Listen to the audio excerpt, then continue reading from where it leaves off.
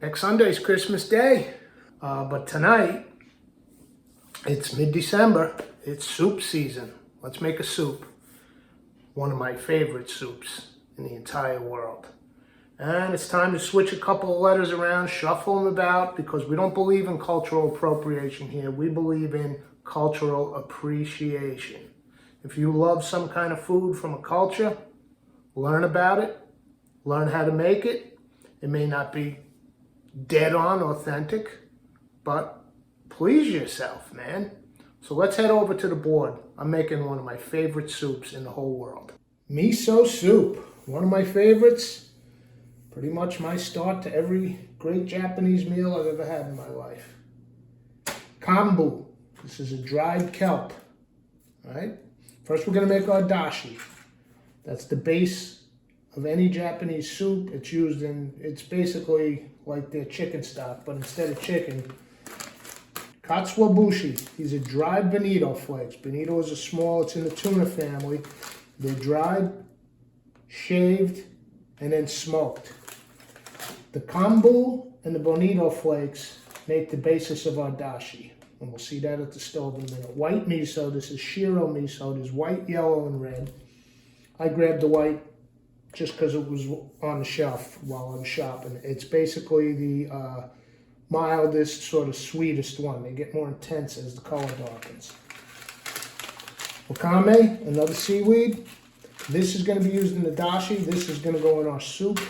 And I guess, well, there's several different kinds of miso soup. There's wakame miso soup, which we basically just have the wakame and scallion. There's tofu. You can cube up. I don't have any tofu. So I'm going to use miso, wakame, scallion, and these beautiful fresh shiitake mushrooms. Okay? Let's head over to the stove. Come on. Let's do it. Come on, let's do it. Dashi time. Let's start with 2 cups of water. Already measured that out. Let's get the flame on and get our kombu in. I showed you that big piece. This would be for like 5 cups of water or so. So let's break that in half. Use this piece right here. Don't rinse it. It looks a little funky with the white, but that's the umami. Get that in, and we're going to bring that up to the boil. And while our kombu's coming up to the boil, let's put a little more water in this bowl, and we're going to soak off a little bit of this wakame. Now this stuff blows up. It's dried. It's almost like those sea monkeys. Remember those when you were a kid? So you don't need a lot. It's going to blow up. Let's take a look at the dried wakame. I've had it in long strips. This is kind of like chopped up into little pieces, which is kind of nice. I don't even think I'm going to use that much. Wait till you see what happens. Look at this. That's how much I'm going to put in this water.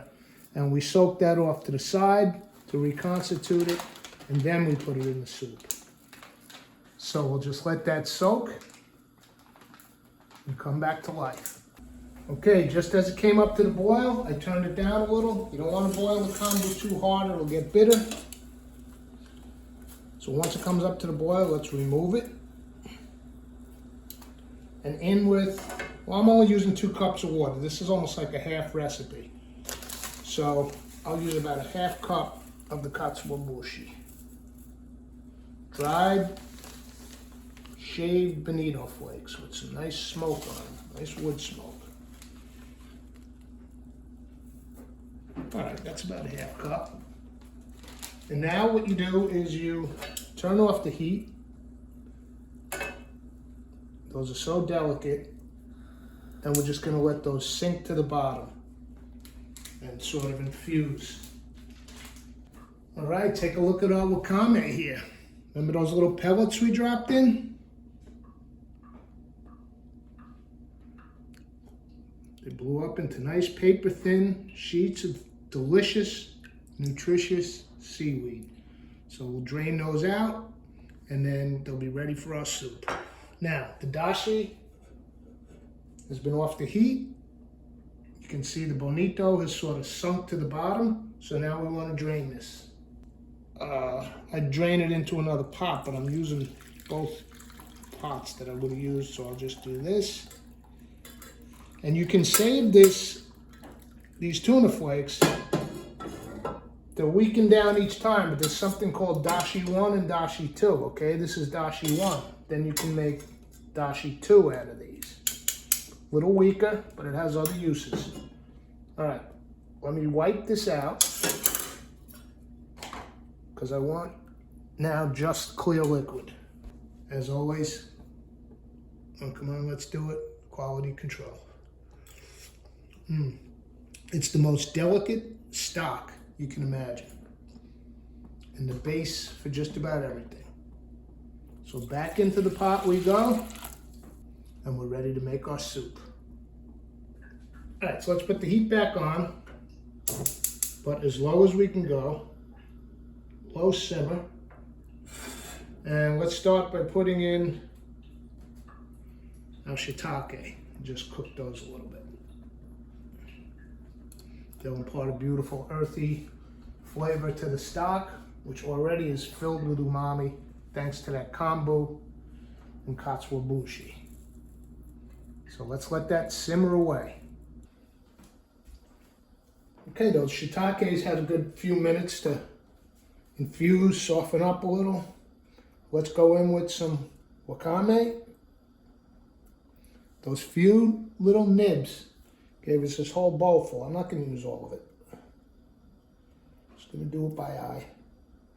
I've got the heat about medium low. The dashi is so delicate, you don't want to turn it bitter. Do not boil it once it's completed. Once that bonito flake has dropped to the bottom, and you strain it out, you don't want to boil it hard. Okay, time for miso. It's beautiful shiro miso, white miso. It's a fermented soybean paste. Tons of umami, tons of flavor. I'm going to give that one a full taste. Oh man, that is so good. All right, so now what I'm going to do is I'm going to take the little strainer and I'm going to take, I don't know, about a tablespoon of this miso, put it in the strainer. All right, that heat's even a little high. Let's drop it. And what we're going to do is we're just going to sort of push it through the strainer. Now you could just throw the miso right in the soup. I like to do this because there could be a little bit of koji, which is the fermented rice that it's made with, and nothing that's going to hurt you. Just texturally, I don't want the little clumps of rice in there. If they're in here, this looks like a pretty clean shiro. But I like to strain it. This is how I learned how to do it. Part of the process. And you can, and this is a living organism, just like wine. So I love watching it sort of, when it gets in that hot broth, just, it's alive, man. You can see it moving about. And the tofu would be nice in here, but the shiitakes are going to be great.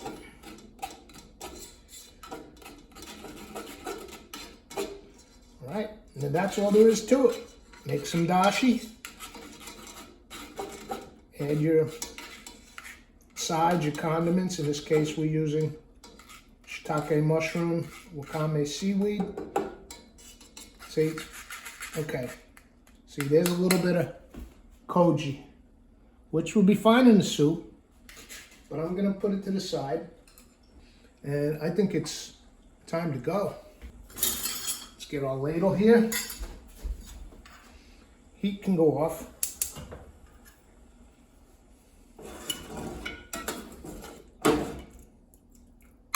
Get a nice bowl full of soup. And I am going to bring this over to the board. I'll see you over there. Come on, let's do it. Come on, let's do it. All right, once I put it on the counter, I like to let it sit a little. Let the miso sort of settle in. Start moving about. And now let's go on with our scallions. And I'm a little bummed. I just hunted around. I have some beautiful ceramic miso soup spoons, but I might have mentioned in another episode, I am currently redoing the kitchen cabinetry, so refurbishing the surface, and stuff's in paper bags all over the damn place. So I tried to find a nice ceramic miso spoon. This is kind of, I don't know, what would the word be? Blasphemy? Using metal? Oh, but it's fantastic. Oh, the white miso. Yes. The dashi. I made up a little sushi rice. I'm going to a gathering with this food and drink. Just gonna pop in real quick, but I'll have a few of those Swedish meatballs. Authentic. So I made a little sushi rice. I had a nice ripe avocado, and I didn't have any full-size sheets of nori. I had these little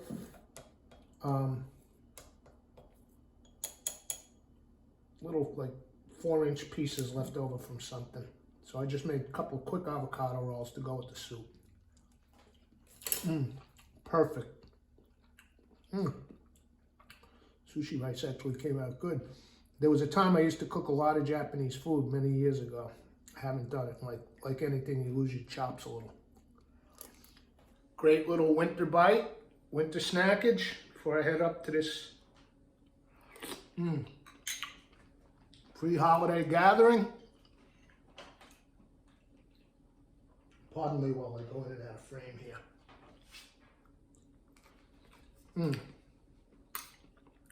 Really wish I had that spoon.